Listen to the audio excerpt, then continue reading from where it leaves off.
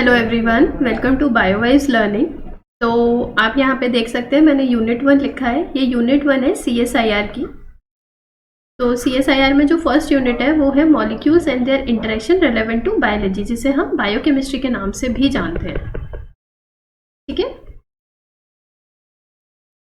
मैं कोशिश करूंगी आपको इस यूनिट की इंसाइट्स देने की, बहुत अच्छे से एक टॉपिक क्लियर कराने की, बहुत ही इजी वे में। बहुत से लोग इस यूनिट से बहुत ज़्यादा डरते हैं कि बायोकेमिस्ट्री आती नहीं है।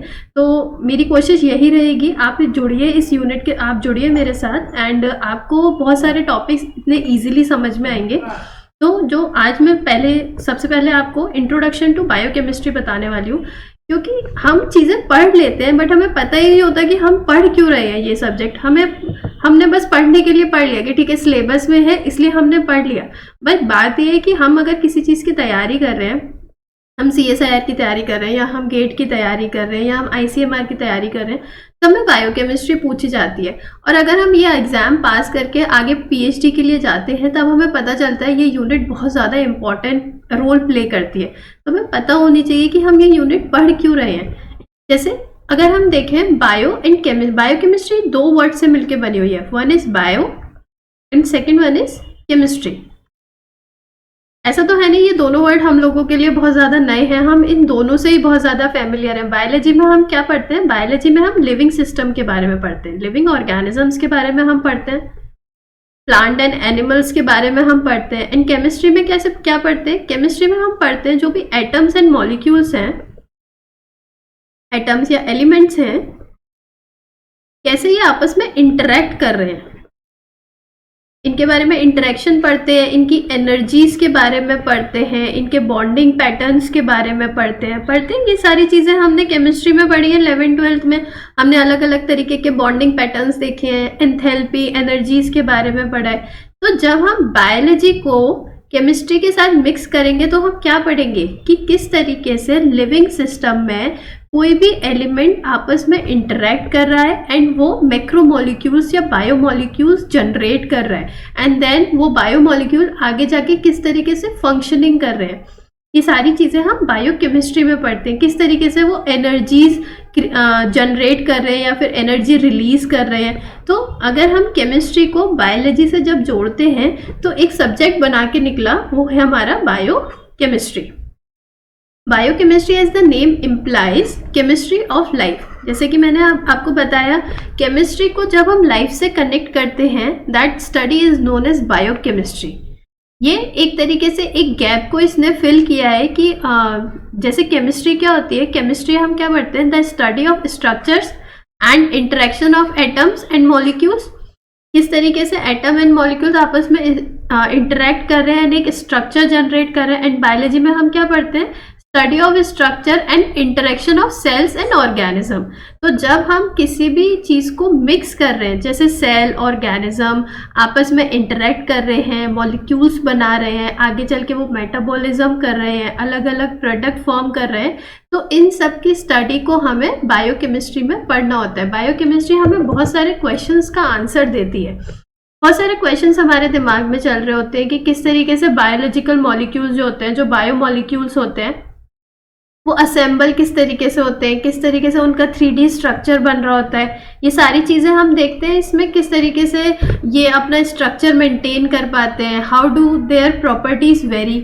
ऐसा तो है नहीं जिस तरीके से एक मॉलिक्यूल रिएक्ट करेगा उसी तरीके से दूसरा मॉलिक्यूल भी रिएक्ट करेगा। उनकी अलग अलग प्रॉपर्टीज होती है, रिएक्टिंग प्रॉपर्टीज। प्रोटीन्स कैसे वर्क कर रहे हैं, वर्क करने से पहले प्रोटीन्स बन कैसे रहे हैं। ऐसा तो है नहीं डायरेक्ट प्रोटीन्स बन के ही निकल रहे हैं आपकी बॉडी में से, आप डायरेक्ट प्रोटीन ही खा रहे हैं एंड प्रोटीन ही बन रहे हैं, ऐसा नहीं है ना। अमीनो एसिड आपस में मिलते हैं एंड देन वो प्रोटीन बनाते हैं। तो ये कैसे बन रहे हैं, ये चीज़ की आंसर भी हमें कौन देता है? हमें बायोकेमिस्ट्री ही इस चीज़ का आंसर देती है। How genetic information is expressed, किस तरीके से DNA from parents to offspring pass हो रहा है, इसकी इंफॉर्मेशन या इसके बारे में भी नॉलेज हमें बायोकेमिस्ट्री से ही पता लगती है। जो बायोलॉजिकल मॉलिक्यूल्स हैं वो कैसे सिंथेसाइज हो रहे हैं, what are the control mechanism.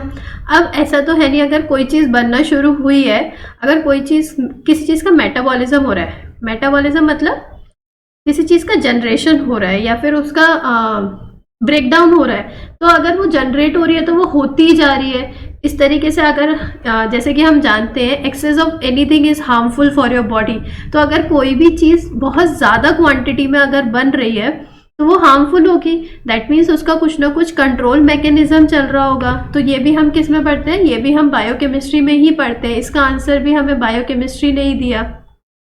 किस तरीके से बायोकेमिकल रिएक्शंस हो रही होती हैं एक सेल में या फिर ऑर्गेनिजम्स में।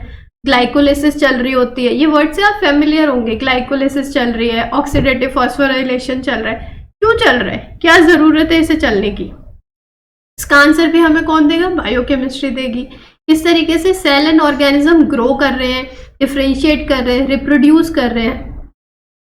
जैसे अगर हम अपने डे टू डे लाइफ में अगर हम एग्जाम्पल देखें, हम एक छोटा सा बेबी प्लांट लाए, हम उसे 1 महीने बाद देखेंगे उसमें फ्लावरिंग भी होती है, वो ग्रो भी कर रहा होता है, वो बड़ा भी होता है। कैसे किया, क्या उसने ऐसी फंक्शनिंग करी कि वो बड़ा हो गया, उसने हाइट अटेन करी, उसने फ्लावरिंग करी। तो ये सारे ही चीज़ें हम बायोकेमिस्ट्री के थ्रू ही जान सकते हैं। तो अगर हम देखें पूरी लाइफ साइंस, अगर हम देखें तो पूरी लाइफ साइंस का बेस क्या है, बायोकेमिस्ट्री। जैसे कि यहाँ पे आप ये पिक्चर देख सकते हैं, यहाँ पे ये एक सेल है, सेल के अंदर इन्होंने क्या दिखाया है, क्रोमेटिन दिखाया है, प्लाज्मा मेम्ब्रेन दिखाई है, सेल वॉल दिखाया है। तो ये किससे मिलके बने, ये कुछ ना कुछ मैक्रोमोलिक्यूल से बने होंगे। जैसे क्रोमेटिन है वो डीएनए से या प्रोटीन से बना होगा, प्लाज्मा मेम्ब्रेन प्रोटीन, सेलुलोज से, सेल वॉल सेलुलोज से बनी होगी। तो अब ये डीएनए है, ये डीएनए भी किसी न किसी चीज से मिलके बना होगा।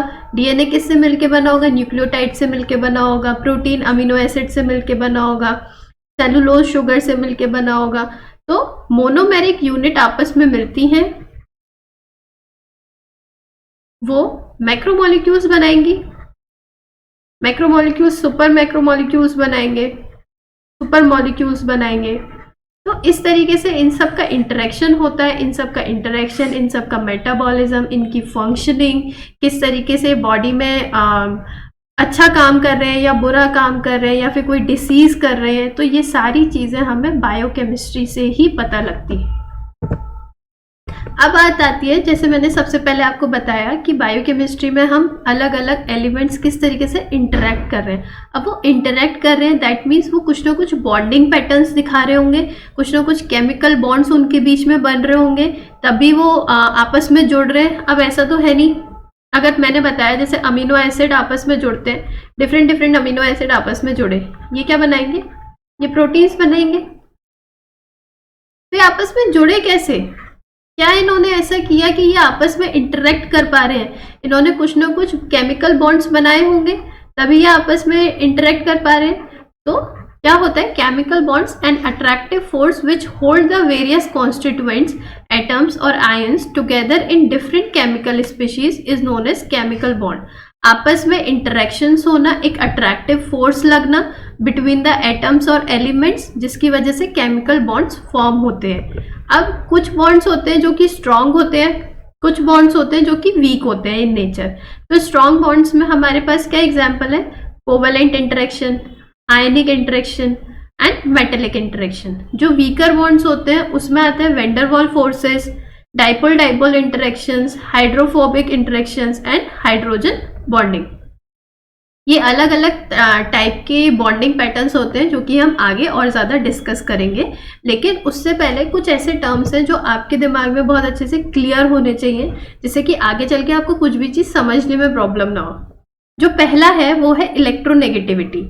इलेक्ट्रोनेगेटिविटी क्या होती है, ये टेंडेंसी होती है, एक पावर होती है to attract to attract electron. कि कौन किस में ज़्यादा पावर है। जैसे हम टग ऑफ वॉर खेलते हैं ना, तो जिसके अंदर ज़्यादा पावर होगी रस्सी वही लेकर के जाएगा।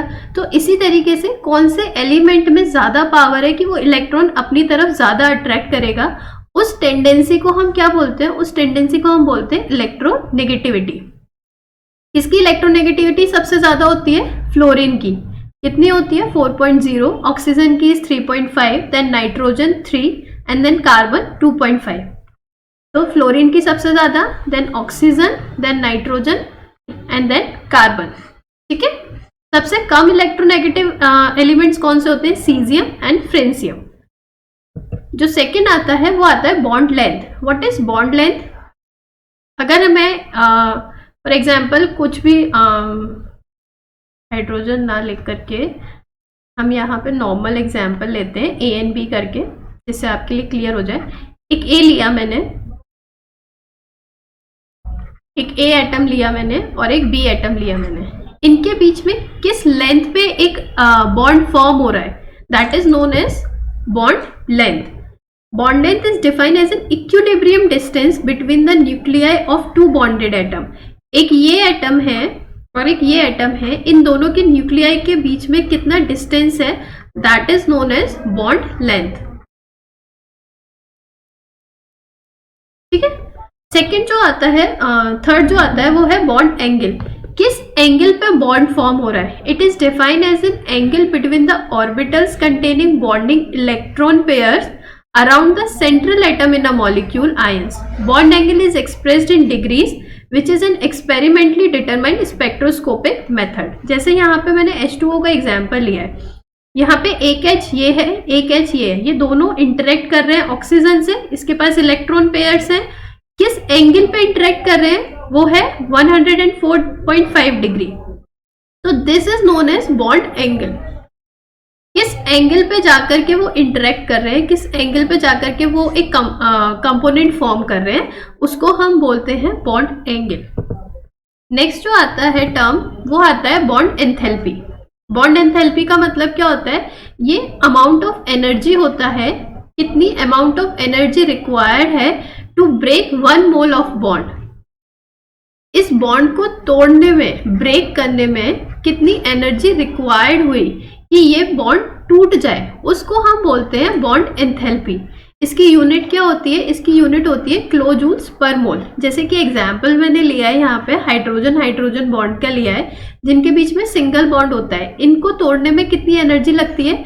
435.8 किलो जूल्स पर मोल। ये सिर्फ एग्जाम्पल है, आपको कुछ याद नहीं करना है इसमें, ये सिर्फ समझाने के लिए एक एग्जाम्पल है कि बॉन्ड एंथैल्पी क्या होती है। ये एक एनर्जी होती है, एक अमाउंट ऑफ एनर्जी होती है to break 1 mole of bond.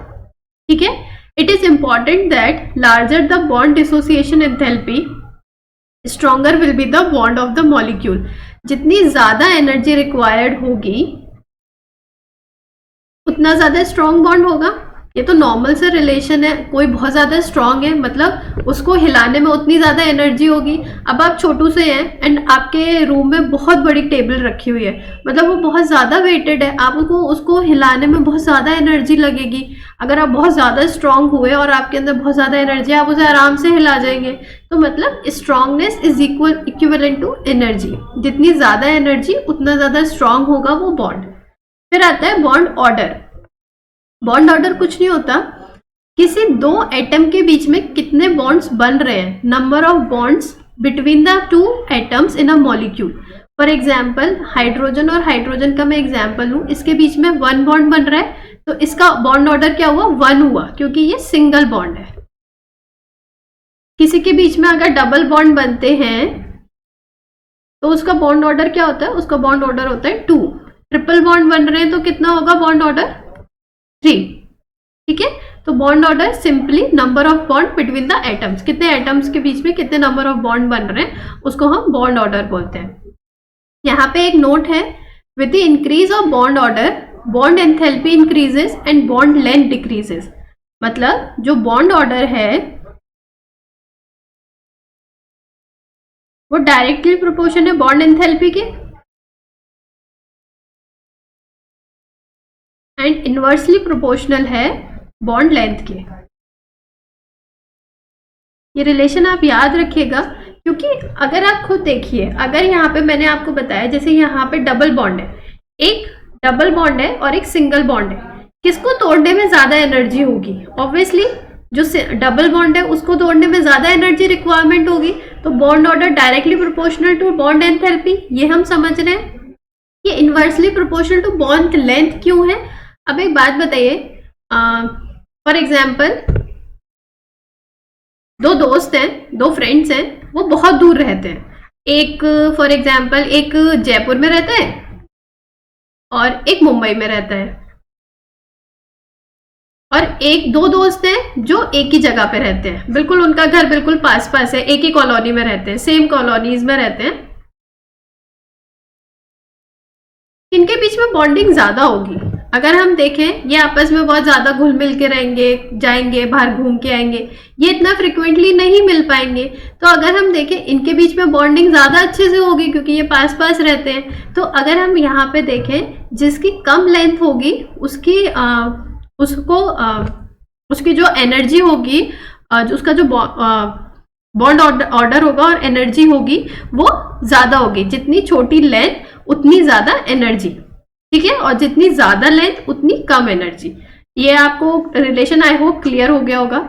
अगर ये आपको पूरा लेक्चर अच्छे से समझ में आया हो तो आगे भी इस सीरीज में जुड़िएगा, आपको बायोकेमिस्ट्री बहुत अच्छे से समझ में आएगी, आई प्रॉमिस दैट। एंड अगर ये लेक्चर अच्छा लगा हो तो इसे लाइक एंड शेयर करिएगा अपने फ्रेंड्स के साथ भी, जिससे कि उनको भी कुछ ये टर्म्स वगैरह अच्छे से क्लियर हो। एंड सब्सक्राइब करिएगा इस चैनल को। आप लोगों का सपोर्ट ही आगे हेल्प करेगा मुझको और अच्छे लेक्चर्स बनाने के लिए। Thank you very much and all the best for your future.